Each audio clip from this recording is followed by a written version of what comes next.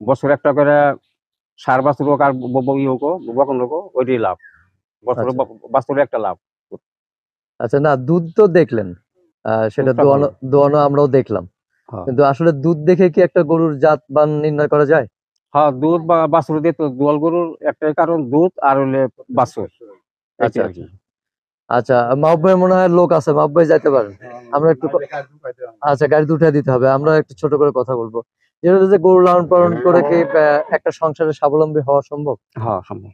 হ্যাঁ, চলে। চারটা গরু পাললে তাদের সংসার আর কোনো অভাব থাকবে না, অভাব থাকে দুধের না। পয়সায় তার সংসার চলবো।